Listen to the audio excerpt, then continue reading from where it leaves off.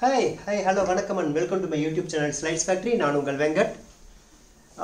Especially நான் இப்போ prepare பண்ணிட்டு இருக்கிற வீடியோ வந்து என்னுடைய சேனலை இவ்வளவு நாள் வரைக்கும் சப்போர்ட் பண்ணி பார்த்துட்டு இருக்கிற சப்ஸ்கிரைப் பண்ணியிருக்கிற என்னோட வியூவர்ஸுக்கு ஒரு மிகப்பெரிய தேங்க்ஸ் சொல்ற வீடியோவா இருக்கணும்னு நான் விரும்புறேன். ஏன்னா என்னுடைய சேனல் அந்த ஸ்லைட்ஸ் ஃபேக்டரிங்கிறது 1000 சப்ஸ்கிரைபரை தாண்டி போயிட்டு இருக்கு. இப்போ வந்து 1200 சம்திங் சப்ஸ்கிரைபர் வந்திருக்கு. This and all will not happen without your support. அந்த சப்போர்ட்டுக்கு ஒரு தேங்க்ஸ் சொல்ற விதமா நான் என்ன பண்ணலாம் அப்படின்னு நான் ஆசைப்பட்டேன் அப்படின்னா, ஒரு நேயர் விருப்ப வீடியோ போடலாம். நான் வந்து நானா வீடியோ எடுக்கிறேன், நான் கண்டென்ட் சூஸ் பண்றேன், போடுறேன், நீங்களாம் பாக்குறீங்க, சப்போர்ட் பண்றீங்க.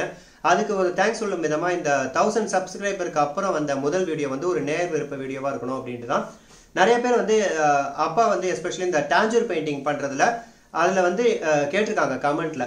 அதில் இந்த மக்கு ப்ரிப்பரேஷன், மக்னா வந்து இந்த டாஞ்சூர் பெயிண்டிங்ல இந்த ப்ரொஜெக்ஷன் தெரியணுன்றதுக்காக செய்வாங்க சாக் பவுடர்ல. அந்த மக்கு ப்ரிப்பரேஷன் எப்படி பண்றதுங்கிற அந்த வீடியோ வந்து கேட்டிருந்தாங்க. அதனால அதை ஸ்பெஷலாக வந்து உங்க நேயர்களுக்காக வந்து அப்பா பண்ணி அந்த எப்படி ப்ரிப்பேர் பண்றதுங்கிற வீடியோவை அப்பாவே எக்ஸ்பிளைன் பண்ண சொல்லி நான் அந்த ஒரு வீடியோ ரெடி பண்ணிருக்கேன். அதுதான் இப்போ நம்ம இன்னைக்கு வீடியோவா பார்க்க போறோம். வாங்க நம்மளுடைய வீடியோக்குள்ள போகலாம். அதுக்கு முன்னாடி ஒன்ஸ் அகேன் மிகப்பெரிய தேங்க்ஸ் உங்க எல்லாருக்கும். உங்க எல்லாரோட சப்போர்ட் இருக்கறனால தான் நான் இந்த அளவுக்கு வந்து சேனல்ல நிறைய வீடியோ போடுறதுக்கு எனக்கு ஒரு எந்துவா இருக்கு. அதே போல எனக்கு வந்து கண்டினியூஸா உங்க சப்போர்ட் கொடுங்க. என்னுடைய சேனலை சப்போர்ட் பண்ணி வந்து சப்ஸ்கிரைப் பண்ணுங்க, ஷேர் பண்ணுங்க, உங்களுடைய நண்பர்களுக்கு ஷேர் பண்ணிக்கோங்க. ஏன்னா இந்த சேனல்ல இருக்கக்கூடிய பயனுள்ள வீடியோக்கள் வந்து உங்களுடைய நண்பர்களுக்கு உதவும்படி இருக்கும் அப்படின்னா ஷேர் பண்ணுங்க, அவங்க கூட அவங்களும் பயனடையட்டும். ஏன்னா நாலேஜ் ஷேரிங் இஸ் இம்பார்ட்டன்ட். நான் இந்த வீடியோ மட்டும் இல்லை, பவர் பாயிண்ட் கிளாஸஸ் எடுக்கிறேன். இன்னும் நிறைய பவர் பாயிண்ட் டியூட்டோரியல் கிளாஸஸ்லாம் எடுக்கலாம்னு இருக்கேன். அதுக்கப்புறம் பென்சில் ஷேடிங் டிராயிங்கில் எனக்கு தெரிஞ்ச சில டெக்னிக்ஸ்லாம் ஷேர் பண்ணலான்னு இருக்கேன். என்னுடைய ஃபோட்டோகிராஃபி ஸ்கில்லை உங்களுக்குலாம் ஷோ பண்ணுறதுக்காக சில வீடியோக்கெல்லாம் போடலாம்ட்டு ஃபியூச்சர் பிளான் இருக்கு. வாங்க நம்ம வீடியோக்குள்ளே போகலாம். வணக்கம். டாஞ்சூர் பெயிண்டிங் நான் வந்து நிறையா பண்ணி கொடுத்துட்ருக்கேன். என்னுடைய பொழுதுபோக்கே தஞ்சாவூர் ஓவியம் தான். நிறையா ஃப்ரெண்ட்ஸுக்கெல்லாம் பண்ணி கொடுத்துருக்கேன். என் பையன் கூட யூடியூப்பில் என்னுடைய ஓவியங்கள்லாம் போட்டிருக்கான். நிறையா வந்திருக்கு, எல்லோரும் பாராட்டியும் இருக்காங்க. சில பேர் கேட்குறாங்க, அந்த மக்கு ஒர்க்கு எப்படி பண்ணுறது, இது கோட்டிங் ஒர்க்கு எப்படி தயார் பண்ணுறது, அந்த எம்போசிங்க்கெல்லாம் எப்படி தயார் பண்ணுறது அப்படின்னு ரொம்ப பேர் கேட்குறாங்க. நான் வந்து இப்போ மக்கு கலவையை எப்படி, எத்தனை பங்கு சாக் பவுடருக்கு, எத்தனை பங்கு கோந்து கலக்கணும், அது ஒரு போர்டு கோட்டிங் கொடுக்கறது அந்த மக்கு. அதுக்கப்புறம் கொஞ்சம் திக்காக எம்போசிங் பண்ணுறதுக்கு கொஞ்சம் திக்காக கரைச்சிக்கணும். இப்போ வந்து நான் ஒரு 2 கரண்டி. ஒரே ஒரு நிமிஷம்ப்பா, அதுக்கு முன்னாடி அந்த மக்கோடைய முக்கியத்துவத்தை சொல்லிருங்களா நேயர்களுக்கு. அதே இப்போ இந்த சாக் பவுடர் மக்குன்னு சொல்லுவோம் நம்ம. அதை சாக் பவுடர் தான் அதுக்கு பேர், மக்கு அப்படிம்போம். அந்த காலத்துலலாம் அந்த மக்கு வச்சு தான் பண்ணியிருக்காங்க. அந்த சாக் பவுடர் என்னன்னா, அது முக்கியத்துவம் தஞ்சாவூர் பெயிண்டிங்க்கு எம்போசிங் தான் முக்கியம். அப்படியே புடைப்பு ஓவியம் மாதிரி நம்ம செய்வோம். அது அந்த சாதாரண பெயிண்டிங் வேறு. அந்த சாதாரண பெயிண்டிங்கை விட இது டாஞ்சூர் பெயிண்டிங் ஒர்க்குலோடு ஜாஸ்தி, கிராஃப்ட் ஒர்க்கு நிறைய பண்ணணும். எம்போசிங் கொடுக்க தான் அந்த கோல்டு பேப்பர் ஒட்டினோடனே அப்படியே கண்ணை பறிக்க முடியாது. டாஞ்சூர் பெயிண்டிங் அந்த காலத்துலலாம் எம்போசிங் பிரமாதமாக இப்பவும் நல்லா செய்கிறாங்க. மெட்ராஸில் சென்னையில் எடுத்துட்டிங்கன்னா டாஞ்சூர் பெயிண்டிங், டாஞ்சூர் கேலரி எக்கச்சக்கமாக இருக்குது, நல்லா பண்ணுறாங்க. லேடிஸ் எல்லாம் நிறைய பண்ணுறாங்க. அதனால் அந்த சாக் பவுட்ரு எங்கே கிடைக்கும்,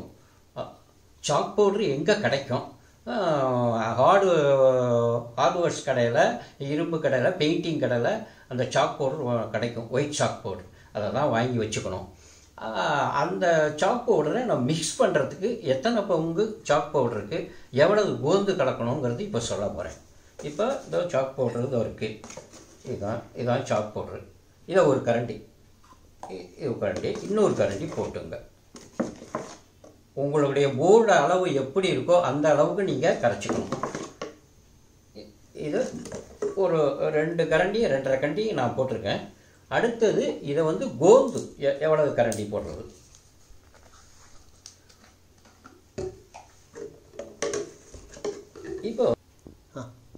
இப்போ இந்த அரபிக் கம் அதான் நம்ம யூஸ் பண்ணோம். இந்த கோந்து, அதாவது கருக கோந்துன்னு சொல்கிறது. அந்த கோந்து வந்து எல்லா கடையிலையும் இருக்குது. உங்களுக்கு ஷாப்பிங்கில் வந்து ஜென்ரல் கடையில் எல்லா கடையிலையும் இருக்குது. டி நகர்லேயும் நிறையா கடையில் இருக்குது. பாரிஸில் போனால் அங்கேயும் நிறையா வச்சுருக்காங்க கடையில், நாட்டு மருந்து கடையிலையும் இது ரொம்ப கிடைக்கிறது. தஞ்சூர் மெட்டீரியல்ஸ் வாங்கினீங்கன்னா அந்த மயிலாப்பூரில் போனீங்கன்னா குருவரன் ஆர்ட் கேலரி அங்கே எல்லாமே வச்சுருக்காங்க. உங்களோட தஞ்சாவூர் மெட்டீரியல்ஸ் பூரா அங்கே கிடைக்கிது. அந்த கோந்தை வாங்கிட்டு வந்தது கிட்டத்தட்ட ஒரு 2 பாக்கெட்டு 3 பாக்கெட்டு வாங்கி அதை உடைச்சி அதில் இது பண்ணி ஒரு 5-6 டம்ளர் தண்ணி ஊற்றணும். தண்ணி ஊற்றி ஒரு 2-3 நாளைக்கு ஊற வைக்கணும். ஊற வச்சு அப்படியே கசைக்கு புழிஞ்சு அப்படியே திக்காக வடிவத்தில் அந்த கோந்தை நீங்கள் தயார் பண்ணி வச்சுங்க. அதுதான் தஞ்சோர் பெயிண்டிங்கு. கோந்து சாக் பவுடர் தான். ஃபெவிகால்லாம் ரொம்ப யூஸ் பண்ணக்கூடாது, ரொம்ப அப்புறம் வந்து ரொம்ப ஸ்ட்ராங்காகிடும். அது கோந்தும் சாக் பவுடர் தான். இப்போ சாக் பவுடர் போட்டிருக்கோம். அதுக்கு ஒரு கரண்டி 2.5க்கு ஒரு 3 பங்கு கூட கோந்து விட்டுக்கலாம். கோந்து விட்டு நல்லா இதை மிக்ஸ் பண்ணணும். நல்லா கட்டி தட்டாமல் நல்லா கிளறணும். இந்த குழம்பு வடிவத்தில் நீங்கள் இதை சாப் பண்ணுற வரோம் நல்லா இது பண்ணி நீங்கள் நாளே வந்து என்றைக்கு நீங்கள் எம்போசிங் பண்ண போகிறீங்களோ அதுக்கு நாளே நீங்கள் தயார் பண்ணி வச்சுக்கலாம். நல்லா அந்த சாப் பண்ணுற ஊற உங்களுக்கு நல்லா எம்போசிங்லாம் நல்லா வரும். ஒரு 2 நாளைக்கு ஊற விட்டு அப்புறம் நீங்கள் பண்ணிங்கன்னா ரொம்ப நல்லா. இந்த மாதிரி இந்த வடிவத்தில் வச்சுக்கணும். இது வந்து கோட்டிங் கொடுக்கறதுக்கு இந்த மெத்தட் வந்து இந்த அளவுக்கு வந்து நீங்கள் கட்டி தட்டாமல் நல்லா மிக்ஸ் பண்ணிக்கணும். கொஞ்சம் கூட ஃபில்டர் பண்ணிக்கலாம். இந்த டீ வடிகட்டியில் வச்சு நல்லா ஃபில்டர் பண்ணிக்கலாம். அது இந்த மாதிரி இருக்கணும். இது வந்து கோட்டிங் கொடுக்கறது. அதாவது 2.5 பங்கு மக்கு, 2 பங்கு கோந்து, 2 அரபிக்கம், இது 2 மிக்ஸ் பண்ணிங்கன்னா அதை பாருங்கள் எப்படி இருக்குது. நல்லா திக்காக இருக்கும், குழம்பு வடிவத்தில் இருக்கும். இதுதான். இதை வந்து துணியை ஒட்டிவிட்டு அது மேலே ஒரு 4 கோட்டிங் 5 கோட்டிங் கொடுக்கணும். இப்போ நம்ம கரைச்சிட்டோம். கோந்தை வந்து நல்லா மிக்ஸ் பண்ணி அதான் மோர் குழம்பு வடிவத்தில் அப்படியே இது தோசை மாவு வடிவத்தில் நம்ம கொஞ்சம் லிக்விடாக கரைச்சிக்கிட்டு இதை வந்து ஃபஸ்ட்டு நம்ம போர்டில் துணியை ஓட்டணும். துணியை ஒட்டிவிட்டு இந்த துணி long cloth, white long cloth தான் ஒட்டணும். ஒட்டிவிட்டு அது மேலே இது 4 கோட்டிங் 5 கோட்டிங் இதை அப்படியே கொடுக்கணும். ஒரே வசமாக கொடுக்கணும். ஒரே வசமாக குறுக்க அப்படி போடக்கூடாது. ஃபஸ்ட்டு அந்த துணியை ஒட்டிவிட்டு நீங்கள் ஒரு கோட்டிங் கொடுக்கணும். அப்படியே ஒரே வசமாக கோட்டிங் கொடுத்துட்டு ஒரு அரை மணி நேரம் விட்டுருங்க. நல்லா காஞ்சிரும். நல்லா தடவி பார்த்தா சொரன்னு இருக்கும். அதுக்கப்புறம் இன்னொரு கோட்டிங் காய 1/2 ஹவருக்கு ஒரு தரம் ஒரு 5 கோட்டிங் கொடுக்கணும். இந்த துணி மறையணும். நீங்கள் ஒட்டிருக்கிற துணி மறையிற வரலையும் கோட்டிங் கொடுத்துட்டு ஒரு நாள் கேப் விட்டுருங்க. ஒரு நாள் கேப் விட்டுட்டு அதுக்கப்புறம் எமரி பேப்பர் 120 உள்ள ஒரு எமரி உப்புத்தாள்னு சொல்கிறது, அந்த உப்புத்தாளை வாங்கி நல்லா தேய்ச்சி விட்டுணும். அது போர்டை அந்த அந்த சால்ட் பேப்பர், அந்த எமரி பேப்பர் வந்து இரும்பு தேய்க்கிறதும் இருக்குது, அதை வாங்காதீங்க. உட்டு தேய்க்கிறதுன்னு கேட்டிங்கன்னா நல்லா கொஞ்சம் ஒயிட்டாக இருக்கும்.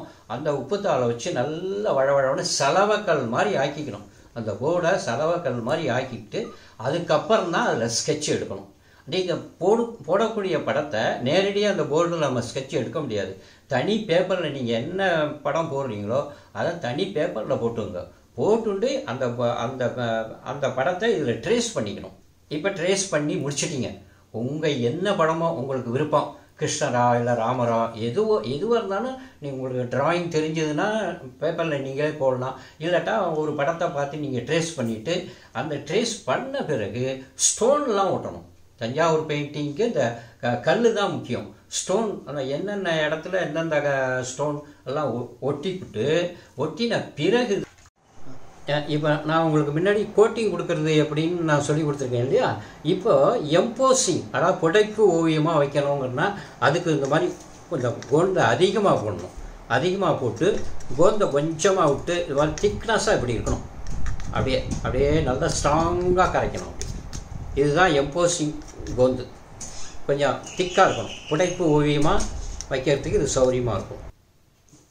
இப்போ இந்த புடைப்பு ஓவியம் எப்படி மக்கு அந்த ஒரு டிசைன் போடுறேன்னா அந்த டிசைனில் எப்படி மக்கு வைக்கிறேன்னு பார்த்துங்க பாருங்க. ஒரு டிசைன் இப்படி போடுறேன். இது ஒரு டிசைன் இப்படி இருக்குது. இப்போ இதை புடைப்பு ஓவியமாக மாற்றணும். அதுக்கு இந்த மக்கை என்ன பண்ணணும், திக்காக கரைச்சிக்கிட்டு அப்படியே இதில் அப்படியே டிப் பண்ணும். அப்படியே டிப் பண்ணும். அப்படியே பூசாமல் அப்படியே டிப் பண்ணிகிட்டே வரணும்.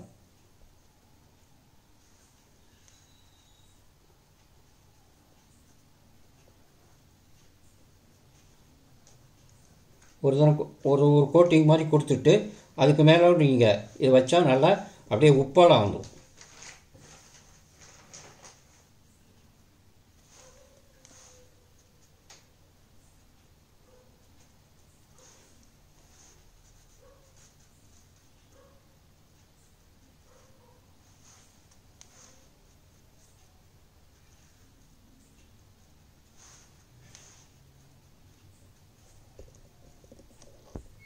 கொடுத்துட்டு அப்புறம் கூட நீங்கள் படிப்படியாக அது மேலேயே இது பண்ணிக்கலாம். ஒரே இடத்துல ஒரே டயத்தில் உப்பெல்லாம் வைக்க முடியாது. இது காஞ்ச பிறகு இன்னொரு கோட்டிங் கொடுக்கலாம். அப்படியே டிப் பண்ணிட்டே வரணும். இப்போ இந்த புடைப்பு ஓவியம் எப்படி அந்த மக்கு எப்படி தயார் பண்ணுறது உங்கள்கிட்ட சொல்லி கொடுத்துருக்கேன்.